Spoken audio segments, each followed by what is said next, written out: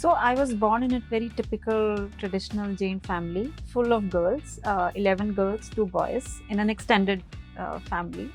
And that pretty much became a single force behind what I do, how I think in my personal as well as professional life.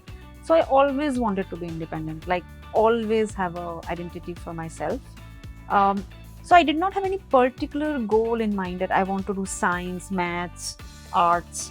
Uh, I heard about this new field which was coming up through a friend of a friend and explored and found that data science would be or analytics would be the newest trend, and hence I figured out that what are the best colleges in this area and just prepared for them. So I was fortunate enough to get into the courses which I wanted to do, and hence the journey began almost 16 years back.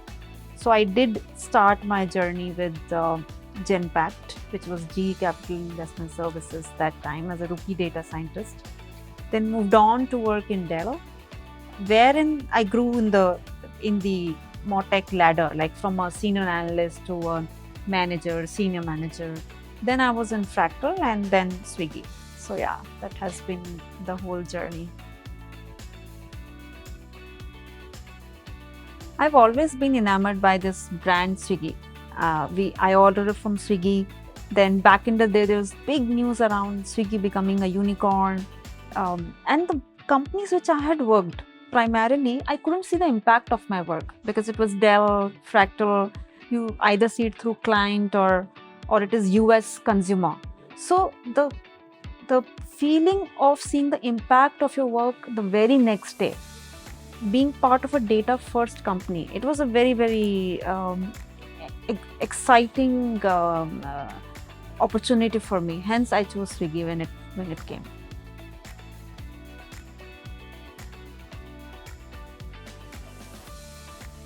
So I actually feel very accountable and responsible because I need to make sure that Swiggy meets the goals it sets out annually, right? Because I head the entire data function. Some of the challenges we face is that there are too many priorities and we always have to go an extra mile to make sure that we take into account everything. The other thing is to also make sure that we take into account all the network effects. Any small change on the driver side will impact growth. Any small change on the growth side will impact the driver, and we have to make sure everything comes together to make anything successful.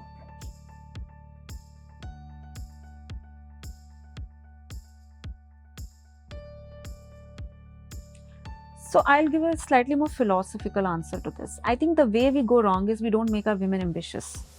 What we want to do is become a breadwinner but support family first, right? Kids first. So that ambition or to not consider your career optional is not there. So that has been my advice to all the women, either when they get married or when they have babies, that don't treat your career as optional. How can you have a child yet work? Bring in your ecosystem. So I think that is number one.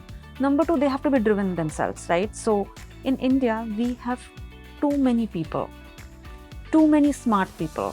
The world recognizes it, right? So we are the people who export workforce.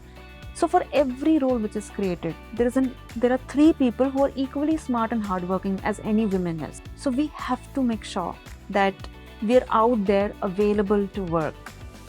We can expect a lot of support from the companies, which people are doing. Maternity has increased. We provide cabs to women. We provide daycares to women, and a lot of people are actually doing it. But nobody can make you network with other people. Nobody can make you enroll for courses which are needed to remain updated in the market. Nobody can push you to work in the timings of the company which is needed. So I think those things are more important to ensure that the women continue in workforce and then also be in the leadership workforce.